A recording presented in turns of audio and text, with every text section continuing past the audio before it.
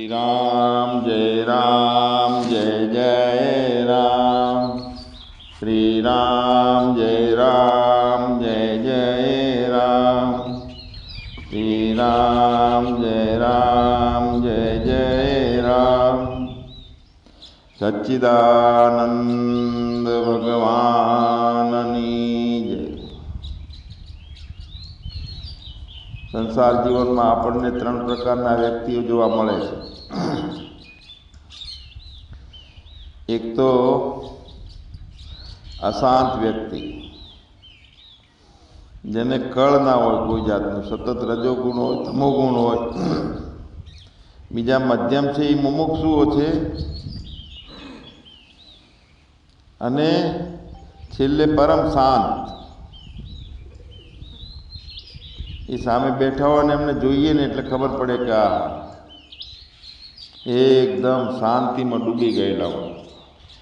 હવે વચ્ચે મુમુક્ષુ અને શાંત એ બંને વચ્ચે જોડતી કડી છે વિવેકની અને વૈરાગની। મુમુક્ષતા છે પણ વિવેક નથી તો આપણે જગતની વ્યવહારિક વાતોને મહત્તા અને સત્તા આપીએ છીએ એટલે પૂર્ણ શાંતિનો અધિકાર આપણે ગુમાવી દઈએ।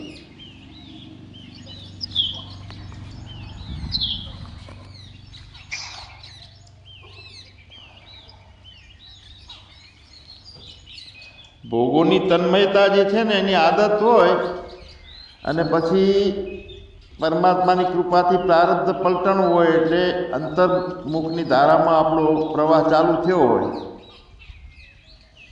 પણ જે જૂના સંસ્કારો હોય ને રજોગુણના સતત બાહ્ય વૃત્તિ થતી જતી હોય ને એટલે એ અસર કરતી હોય છે।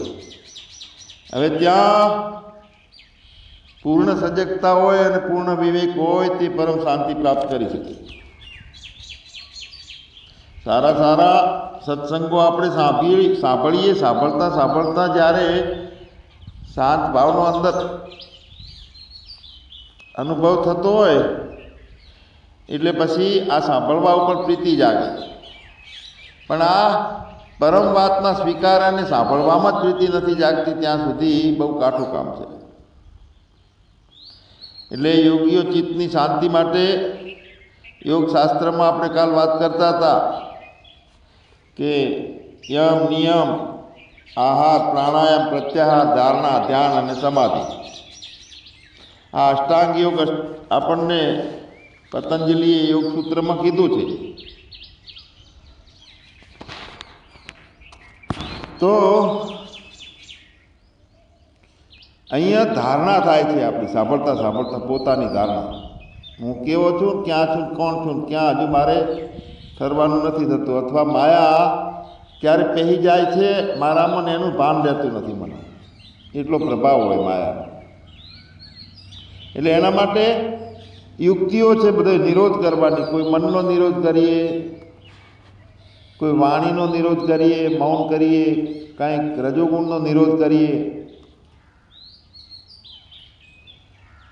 પણ પરમ શાંત અવસ્થા પ્રાપ્ત કરવા માટે શરૂઆતના સાધકે રજોગુણમાંથી બહાર નીકળવું પડે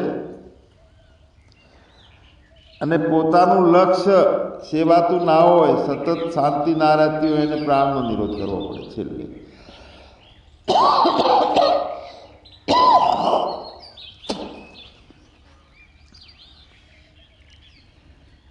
પૂર્ણ શાંતિ ની ભૂમિકા પ્રાપ્ત કરવી છે એવું શાંતિ નામનું ફળ પ્રાપ્ત કરવું છે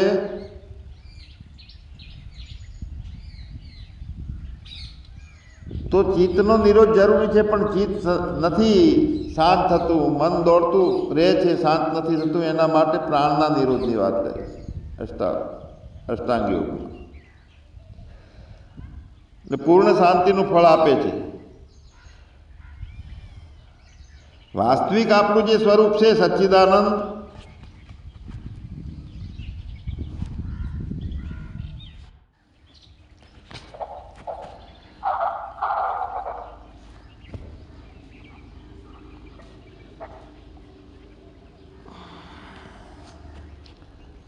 એટલે પોતાના સ્વરૂપમાં શ્રેષ્ઠ સ્થિતિ રહે જીવાત્માની,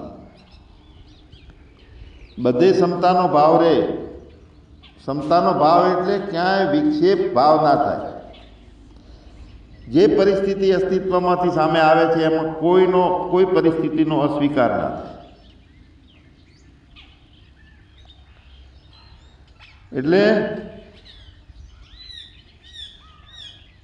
ધીરે ધીરે તો થવાનું જ છે. જે બીજ રોપાય છે એ મુજબની પરિસ્થિતિઓ ઈશ્વર મોકલે છે. જો આપણા સાધકોનો અનુભવ હશે દરેકનો કે બિલકુલ અજ્ઞાનમાંથી સારા જ્ઞાનની નિષ્ઠા તરફ આપણે આગળ વધ્યા છીએ, તો બધું કાંઈ કર્યું નથી, સ્વપ્નની જેમ થયું છે. ઈશ્વરે બધા એ સંજોગો સામે મૂક્યા છે. આપણે એ પ્રમાણે થતું જાય છે. આપણા પુરુષાર્થથી કશું નથી થયું. સારું બુદ્ધિયોગ મળવો, મહાત્મા પુરુષો મળવા, સત્શાસ્ત્રો ઉપર પ્રીતિ થવી, આ બધું સહેજે સહેજે સહેજે સહેજે પ્રક્રિયા થાય છે ઈશ્વરી. મૂળમાં બીજ આપણે રોપી દીધું છે.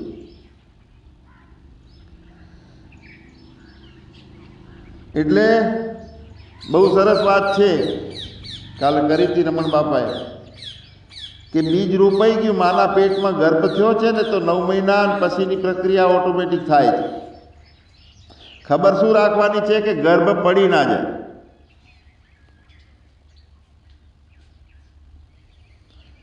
કશું આવડ ના થઈ જાય એ ખબર રાખવાની છે. બીજ રોપાઈ ગયું છે તો બાકીની બધી ઈશ્વરીય પ્રક્રિયા થાય છે માના કોખમાં. એટલે બીજ બની ડટાયો ભૂમે, 9 મહિને કહાણું આવે છે. એ પછીનું જીવન પણ બુદ્ધિ રહિતનું હોય છે ત્યાં સુધી ઈશ્વર સંભાળે છે. ભાવો બધેથી મળે છે એને, બધાય સંભાળતા હોય છે. અને બુદ્ધિ આવ્યા પછી હું તું મારું તારું કરે છે એટલે લોકો એને છોડી દે છે સંભાળવાનું, ઉલટાની વધારે નફરત કરવા માંડે છે. પરિણામે જીવાત્મા અશાંત થાય છે કે મારે શું કરવું. તો પોતાના દ્વારા તીવ્ર વેગથી જે કંઈ ભાવના કરવામાં આવે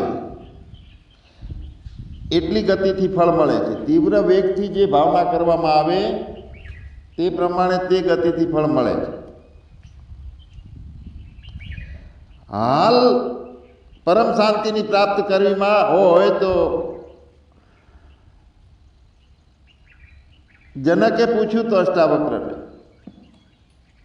કે કેટલી તીવ્રતાથી મોક્ષ પ્રાપ્ત થાય, એટલે કીધું તું કે અધુના મુક્તિ ભવિષ્યસી, તરત જ આપણા હાથની વાત છે.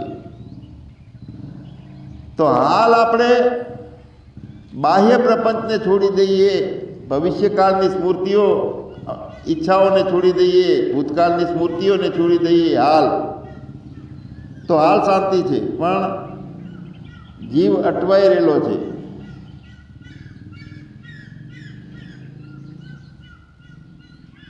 કે છૂટતું નથી, કેમ પરિણામ આવતું નથી.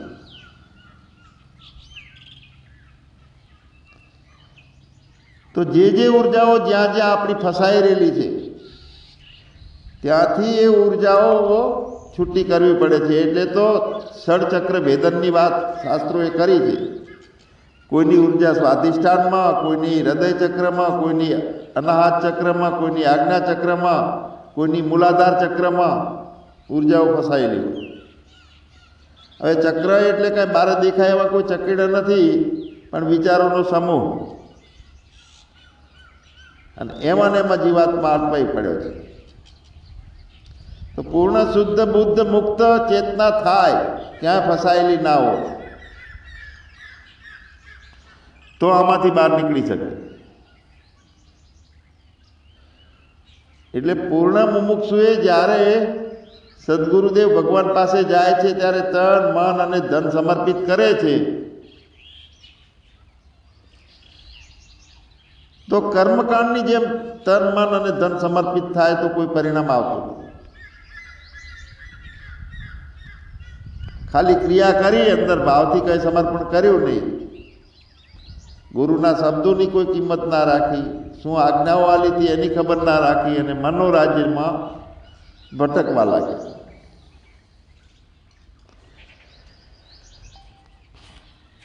તન મન અને ધન અર્પણ કરતાની સાથે પરમ શાંતિ થઈ જાય છે એ જ ટાઈમે. અષ્ટાવક્ર એ જનકને કીધું હતું કે જનક તું ઘોડામાં પગ નાખ, એક ટેગડામાં પગ નાખ અને એટલી વારમાં તને પરમ જ્ઞાન થઈ જશે.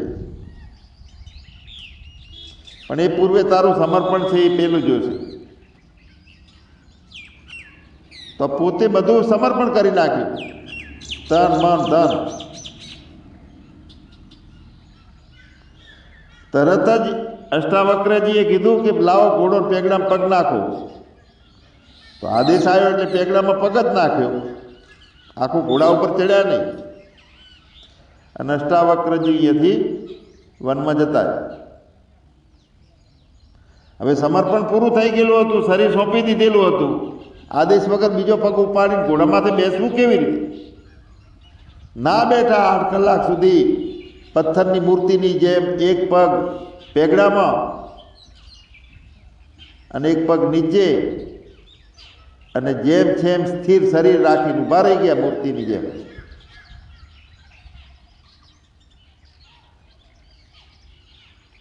અને પછી પૂછવામાં આવ્યું છે કે તારે શું જોઈએ છે? કે હવે કાંઈ જોતું નથી, મળી ગયું.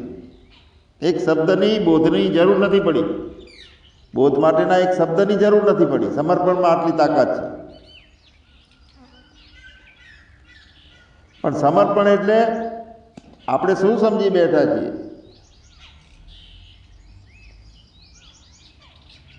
યથાર્થ સમર્પણનું સ્વરૂપ આપણે સમજીએ. અહીંથી એક કહેવામાં આવે કે તમે પોતે આત્મા છો, તો એ ટાઈમે એ સાંભળતાની સાથે બધું આખું જગત ખરી જાય. એ સમર્પિત ભાવ હોય એને એટલું થઈ શકે. શ્રદ્ધા પણ એમાંથી નિર્માણ થાય. બધી સ્ફૂર્તિઓ છોડી અને જીવાત્મા બધામાંથી, બીજામાંથી, બહારમાંથી, બહિર્મુક્તામાંથી પોતે છૂટી અને પોતાનામાં તદ્રુપ થઈ જાય. પણ વાસનામાં વસીભૂત થયેલા આપણે બધાએ, વાસના એટલે એનો મર્યાદિત અર્થ નથી કે સારું સારું ખાવું કે સારું સારું ભોગવવું એને જ વાસના કહેવી. જ્યાં વાસ નથી કરવાનો અને એની અંદર વાસ કરીએ છીએ એટલે બહિર્મુક્તા સતત રહે છે આપણી,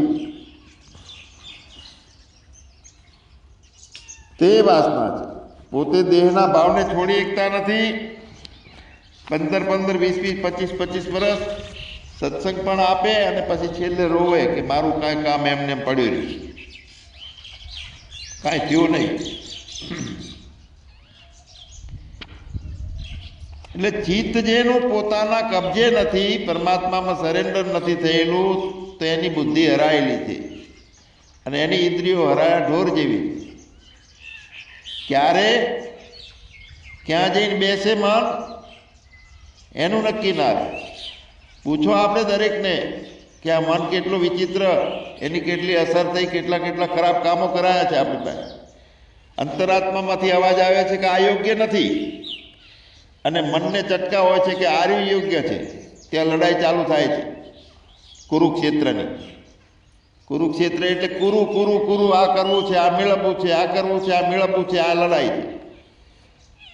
અંદરથી અવાજ આવે છે કે આ યોગ્ય નથી, અને વાસના છે એ કહે છે, મને એવી બુદ્ધિ એમ કહે છે કે આ યોગ્ય છે, કરવું છે. એટલે આ દેવ અસુરનો સંપત જે લડાઈ છે ને અંદર ચાલે છે. કુરુક્ષેત્ર બધું અંદર ચાલે છે. હવે એમાંથી કોણ બચે? વિજય કોનો થાય? દેવનો થાય કે દાનવનો થાય? શુદ્ધ સાક્ષી ભાવમાં ઈચ્છા કરનારી જે ચેતના છે એ ચેતના માગે છે શાંતિ, અને આદત પડી છે અશાંતિ વહોરવાની કે જેમાં એને લાગે છે શાંતિ, ખોટું પકડી પકડી. તો આમાં વિજય જેના સંસ્કાર બનેલા છે એનો વિજય થાય. ડેલ કાર્નેગી જિંદગી જીતવાની જડીબુટ્ટી નામનું મસ્ત પુસ્તક લખ્યું. બોમ્બેમાં ડીબી તારપોલ વાળાએ એનું ગુજરાતીમાં ભાષાંતર કર્યું. લાખો પ્રતો વધે આખા વિશ્વમાં વેચાણ. પહેલા નંબરનું પુસ્તક. જિંદગી કેવી રીતે જીતી શકાય, જિંદગીમાં સફળતા કેવી રીતે પ્રાપ્ત કરી શકાય એવું આખા વિશ્વને જ્ઞાન આપનારો એ મહાપુરુષ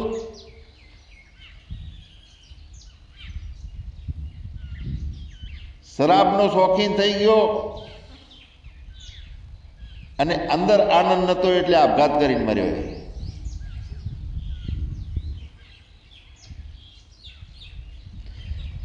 કેમ કે સંસ્કાર નતો બનેલો, ઉપલી કક્ષા ઉપર બધું પરોક્ષ જ્ઞાન અને અહંકાર બની ગયો, મહાત્મા બની ગયો અહંકાર, આચાર્ય બની ગયો, વક્તા બની ગયો, કોકનો ગુરુ બની ગયો અહંકાર.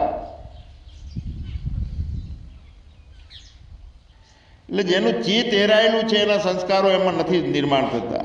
એના ભોગ અને ઐશ્વર્ય અંદર આસક્ત થયેલું હોય છે, એનું આસન બની ગયું છે ભોગ અને ઐશ્વર્યનું અંદર, અને જીવાત્મા એ મુજબનું શાસન કરે છે આસન પ્રમાણે. હવે જો સત્વનું આસન થઈ જાય, પોતે સત્વાપતિ બની જાય, સત્ય વસ્તુ પ્રાપ્ત કરવી છે, તો ત્યાં જબરજસ્ત લડાઈ અને ઝઘડો ચાલુ થાય છે આપણા અહંકારનો અને આપણા પોતાનો. નથી છતાંય એ વિજય પ્રાપ્ત કરી જાય છે. કેટલા આપણે બોઘા છીએ, જેનું અસ્તિત્વ નથી છતાં એવો અહંકાર આપણી સામે વિજય મેળવી લે.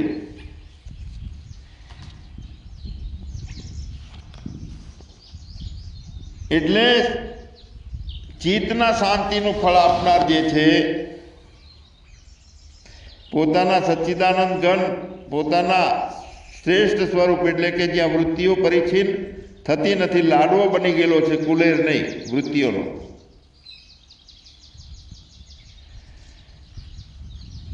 તો એણે બધું છોડી અને અન્ય પોતાના સિવાયનું જેટલું અન્ય લાગતું હોય બધું છોડીને પોતાના તદ્રુપ થવા માટે વચ્ચે જરૂર છે ક્ષમતાની. હવે જ્યાં વાસનાની વસીભૂતતા થઈ ગયેલી છે એટલે મનને છોડવું કાઠું લાગે છે, કાંઈ પણ. કોઈને કહેવામાં આવે કે રોગ થયો છે 5 કલાક અનાજ છોડો, તો કે ના, એ નહીં બને. હવે પહાડીઓની ડુંગરીઓમાં અટવાયેલા હોય, કાંઈ મળતું ના હોય, ત્યારે બધું ચાલે, 3-3 કલાક ભૂખે રહે.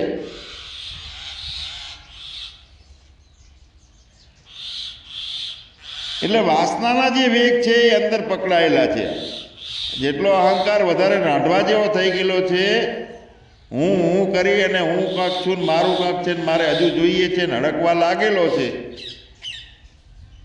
એ પોતાના સ્વરૂપને ભૂલી જઈ અને ભવાટવીમાં પડે છે અને મનના અને બુદ્ધિના અને અહંકારના તાલે પોતે ગુલામ બની ગયો ચેતન.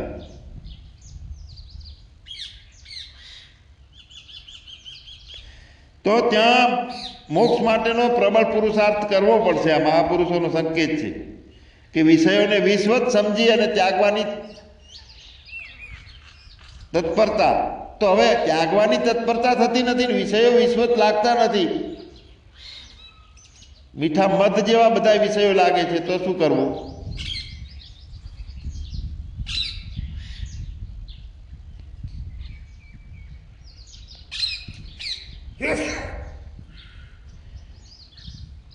લાગતા નથી વિષયો વિશ્વ. તો પોતે એક વિષયને લક્ષ આલવો પડશે, વિષય બદલાવવા માટે બીજો વિષય પકડવો પડે. તો પરમ શાંતિને લક્ષ બનાવી એક પરમ મૌન અને પરમ શાંતિનો અભ્યાસ કરવો છે, તો એ ફળ ચાખશે એટલે પેલા વિષયોને છોડવાની તૈયારી થશે. છોકરું ચપ્પુથી રમે છે, ચપ્પુ છોડતું નથી, તો એનામાં પાસે બીજું કાંઈક પકડાવવું પડે તો ચપ્પુ છોડે.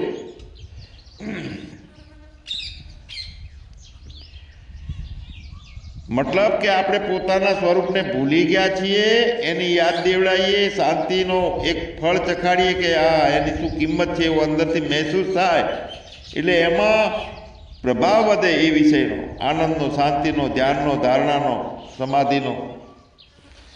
તો પ્રાણના નિરોધની આપણે વાત કરતા હતા. પ્રાણ નિરોધ કરી, પ્રાણનો નિરોધ કરવો એટલે ધીરે ધીરે ધીરે ધીરે પ્રાણને લેવાની ગતિને ઘટાડવી.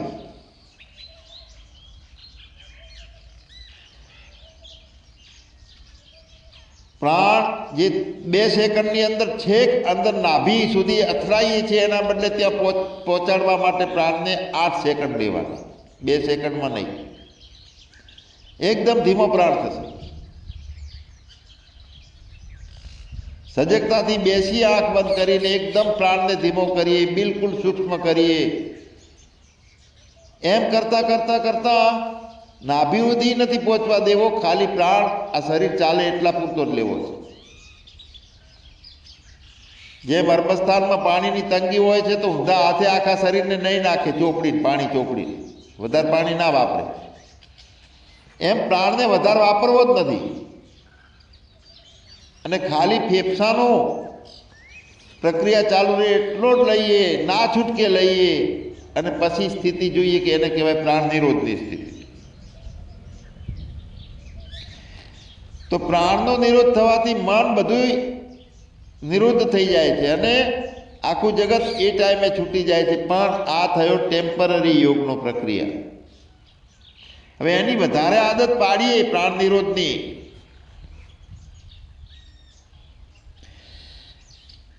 તો અજ્ઞાનવાળો આ જીવાત્મા ધીરે ધીરે ધીરે ધીરે ઓછા અજ્ઞાનવાળો અને એમ કરતાં કરતાં બિલકુલ અજ્ઞાન રહિત થઈ જશે. અને વાસ્તવિક અજ્ઞાન રહિત જે જીવાત્મા છે ભીતરની વાસનાઓને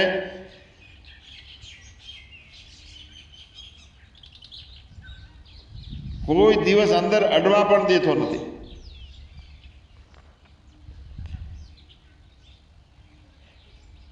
અજ્ઞાન રહિત થઈ ગયો તે અને જ્ઞાન રહિત જીવાત્મા છે. પોતાની વાસનાઓને વશ થઈ અને જેમ વિષને વશ થયેલો પુરુષ હોય એમ કેટલાય માનસિક આપત્તિઓમાં બંધાયેલો રોવે છે અને વ્યાકુળ થયેલો છે. અને એ સ્થિતિ થવાથી દેહ અને અનાત્મા જે કાંઈ પદાર્થો છે એમાં પોતાનો આત્મભાવ કરી નાખે છે. મિથ્યા પદાર્થોને સંસારના જે પદાર્થો છે એમાં ભાવનાઓ કરી કરી અને મિથ્યા જ્ઞાન વધારે જાય છે.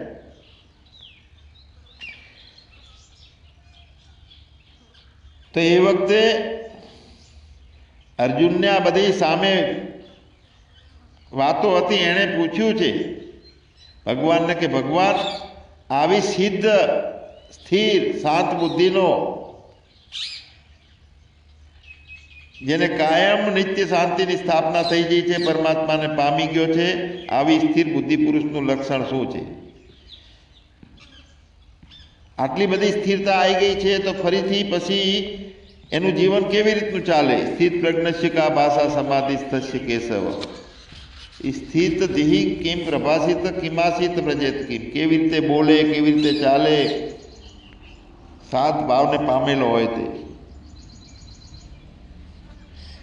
એટલે પછી સજગ થઈ જાય છે. ભગવાને જવાબ આપ્યો છે કે પ્રજા આતી યદા કામાન સર્વાન પાર્થ મનોગતા આત્મને વાત્મના તુષ્ટ સ્થિત ધીર મુનિ રુચ્યતે. બીજા અધ્યાયમાં બહુ સરસ વાત કરી કે જે વખતે બધી કામનાઓ છૂટી ગઈ છે એના કારણે તો એને પરમ પદની શાંતિ મળી છે. જગત બધું ખરી પડ્યું છે, બહિર્મુખતા રહી નથી. તો બધી કામનાઓ એનામાં હતી એ સમ્યક પ્રકારે આખી ત્યજી દીધી છે અને પોતે પોતાનામાં જ સંતુષ્ટ રહે છે. અને પોતાનામાં સંતુષ્ટ છે ત્યાં જ પરમ શાંતિ છે. જે પોતાનામાંથી ખસી અને પરમમાં વસ્યો છે ત્યાં શાંતિની શરૂઆત છે.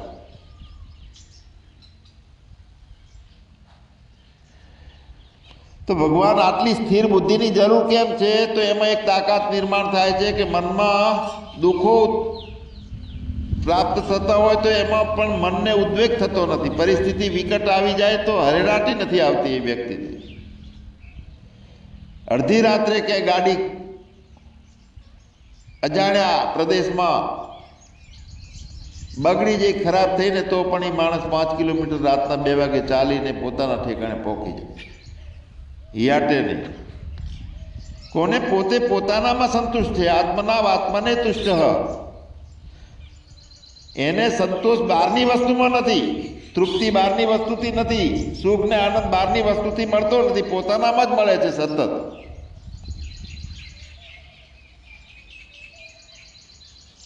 તો પોતાનામાં સતત સુખ મળે છે. એ સુખનો રસ ચાખ્યો હોય, એવી આદત બનાવી હોય કે બીજું કાંઈ સૂજે જ નહીં.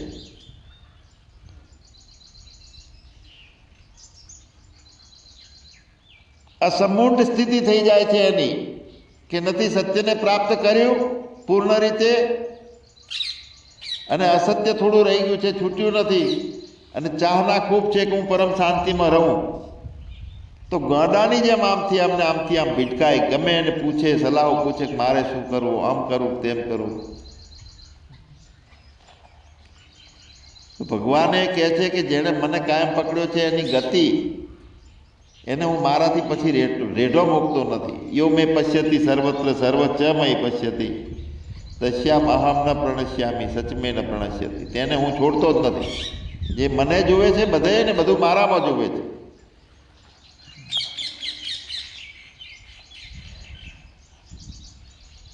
આપણને એવો ખ્યાલ ના આવતો હોય કે બધું મારામાં છે, એવી રીતની સ્થિતિ ના બનતી હોય તો આ હૃદયની અંદર વચ્ચે રામને મૂકી દો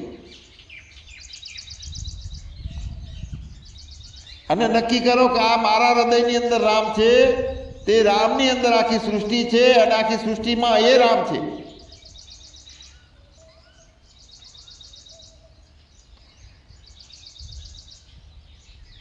અને એ રામ ક્યાં છે? તો મારામાં છે. તો હું અને રામ બે થયા એવું તો હોઈ શકે નહીં. આવડી મોટી અસ્તિત્વ સત્તા છે મારામાં કેવી રીતે રહે? હું તો 5.5 ફૂટનો છું, 8 માસનું પૂતળું છું.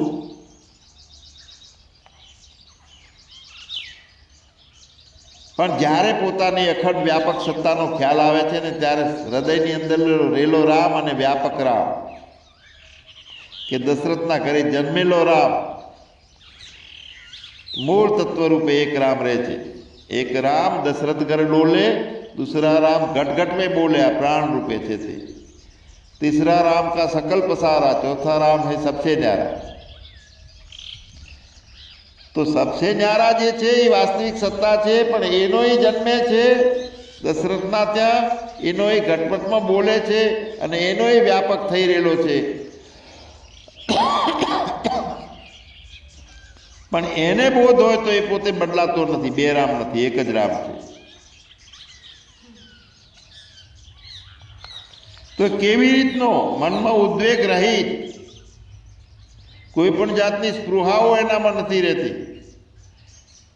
જેના રાગ, ભય અને ક્રોધ નાશ પામ્યા છે, આવો શાંત મહાત્મા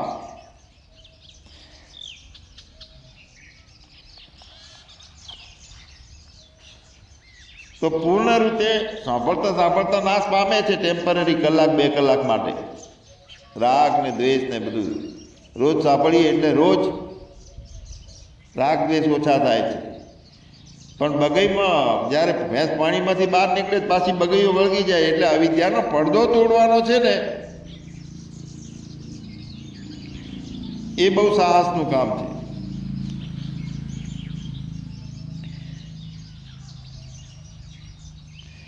પોતાના સ્વરૂપને મળી જાય, પોતે યાદ કરી લે, પોતાના સ્વરૂપને જેમ છે એમ જોઈ લે, જ્ઞાન પ્રકાશ થઈ જાય, તો અંદર કોઈ વાસના નથી રહેતી, પરમ શાંતિ પ્રાપ્ત થાય છે. કોઈ વિષયોની સાથે કોઈ લગાવ નથી રહેતો, માનસિક આપત્તિઓ કે વ્યાપત્તિઓથી વ્યાકુળતા નથી રહેતી.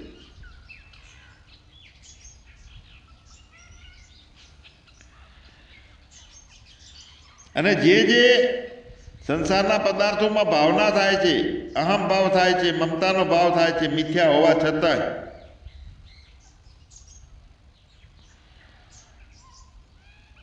તો એ ચિત્તના કારણે થાય છે. દ્રઢ અભ્યાસ કરીએ અને જોતા રહીએ ચિત્તને, કે ચિત્તનું જોડાણ શરીર સાથે થયું છે, તાદાત્મ્ય થયું છે, અને પદાર્થોમાં હું મારું, હું મારું, હું મારું આવી વાસનાઓ ઊભી થઈ ગઈ છે. અને એ હું મારું અને હજી જોઈએ છે મમતા, અહમતા અને વાસના, આ ત્રણથી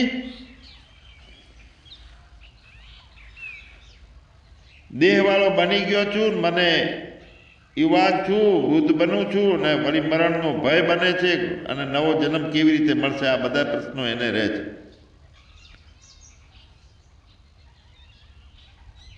કેમ કે એ ચિત્તની અંદર એવી ચંચળતા ઊભી થાય છે કે જ્યાં જન્મ મરણ ચાલુ રહે. હવે જ્યારે આપણે જ્ઞાન સભામાં સાંભળી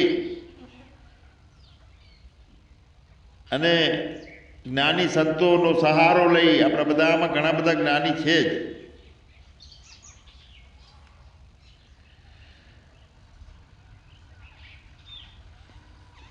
અને નિરંતર વાસનાઓનો ત્યાગ કરી અને મનથી મનમના ભવ, મનથી રહિત થઈ જાય. મનમના ભવ એટલે મનથી રહિત થઈ જાય.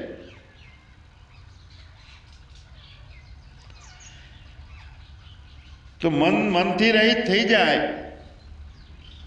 ત્યારે મન અમન થઈ જાય છે, મનનો અભાવ થઈ જાય છે, અને તેના કારણે પરમ વૈરાગ્યનું એક સ્વરૂપ નિર્માણ થાય છે. મન અમન થાય પછી જ શાંતિ અને આનંદનું મહેસૂસ કરવા માંડીએ છીએ આપણે. તો ભગવાન આ હૃદય આકાશમાં ચિત્ત ક્યાંથી ઉત્પન્ન થયું છે, શું કરાવે છે, અને ચિત્તને અશાંત થયેલું છે તો શાંત કરવું છે. તો બહુ પ્રેમ ભાવથી આપણે લક્ષ્ય રાખી અને જ્ઞાન સભામાં એક એક આ જ્ઞાનના મોતીડા પીરસાય છે, હંસ થઈને એક એક મોતીને આપણે મોતીનો ચારો ચરીએ. સચ્ચિદાનંદ ભગવાનની જય. હાલો હેન્ડલ કરો.